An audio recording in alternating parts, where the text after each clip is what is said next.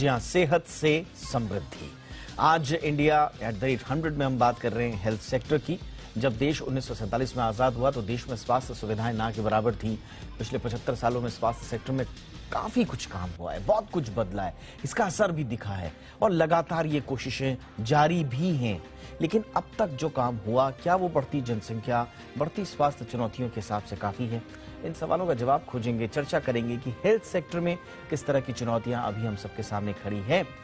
75 साल का सफर तो हम देख रहे हैं, उस पर नजर भी डाल रहे हैं, लेकिन सरकार ने जो अमृत काल का अगला 25 साल का लक्ष्य तय किया है, इसीलिए जिसमें हम इंडिया @100 की बात कर रहे हैं, उन 25 सालों के लिए अभी क्या चुनौतियां हैं, दूसरे देशों के मुकाबले हम कहां खड़े हैं, हेल्थ सेक्टर कहां ठहरता है, हेल्थ सेक्टर की मौके, चुनौतियां, संभावनाओं पर चर्चा करेंगे। लेकिन पहले ये रिपोर्ट देखिए, लौट रहे हैं बहुत खास मेहमानों के साथ।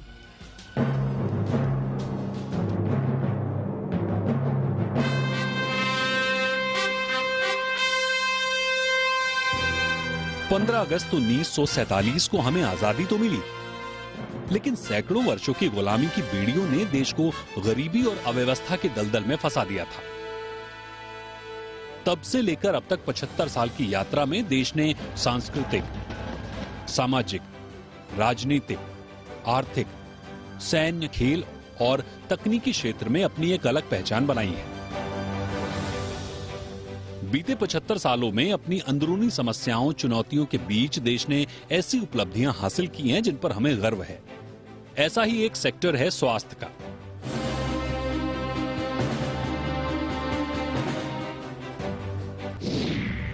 आजादी के वक्त देश में स्वास्थ्य सुविधाएं ना के बराबर थीं। 1951 की जनसंख्या के मुताबिक देश के लोगों की लाइफ एक्सपेक्टेंसी यानी जीवन प्रत्याशा 32 साल थी, जो 2022 में बढ़कर 70 साल पर पहुंच गई। जन्म के समय शिशु मृत्यु दर करीब 1000 पर 145 थी, जो 2022 में घटकर 27 रह गई। पिछले 75 वर्षों में स्वास्थ्य सेक्टर में काफी काम हुआ है और इसका असर भी दिख रहा है। आजादी के समय देश में सिर्फ 50,000 डॉक्टर थे, जिनकी संख्या आज बढ़कर 13,08,000 के पार पहुंच गई है।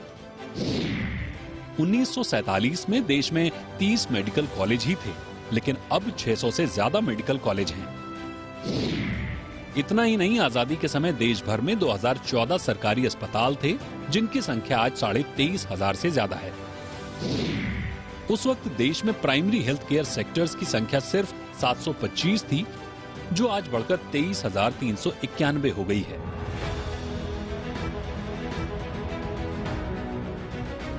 आजादी से अब तक यानी 75 सालों में हमारे देश के हेल्थ इंफ्रास्ट्रक्चर में अच्छी खासी बढ़ोतरी हुई है।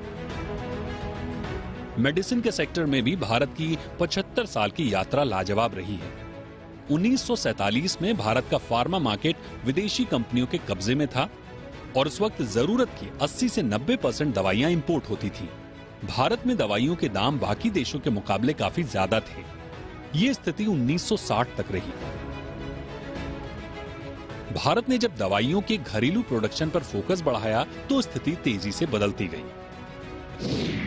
75 साल बाद भारत दुनिया की फार्मेसी बन चुका है। 2021-22 में भारत ने दुनिया भर में 2,462 करोड़ डॉलर की दवाइयां एक्सपोर्ट की हैं। ग्लोबल फार्मा एक्सपोर्ट में भारत की हिस्सेदारी करीब 6% है।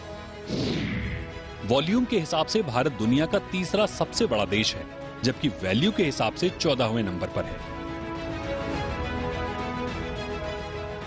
75 सालों की यात्रा में भारत ने चेचक और पोलियो जैसी संक्रामक बीमारियों पर काबू पाने में कामयाब रहा। 2020 में जब दुनिया में कोरोना वायरस ने दस्तक दी, तब भी भारत ने दुनिया को राह दिखाई।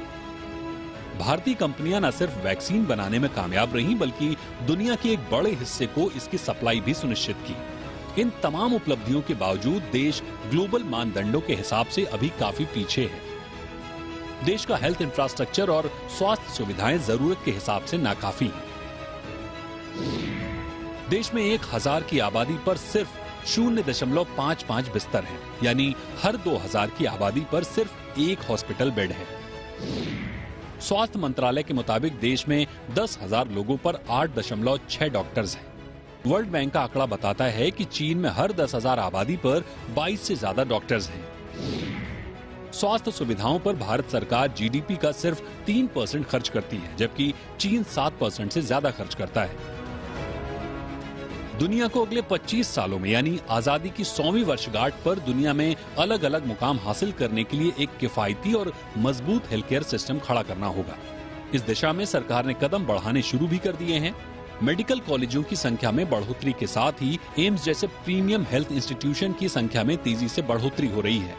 साथ ही आयुष्मान भारत में हेल्थ इंश्योरेंस स्कीम के जरिए गरीबों तक बेहतर स्वास्थ्य सुविधाएं पहुंचाने की पहल भी शुरू हुई है। इन कोशिशों को अगर ईमानदारी से लागू किया जाता है तो भारत अपना वो मुकाम हासिल करने में कामयाब होगा जिसका वो हकदार है।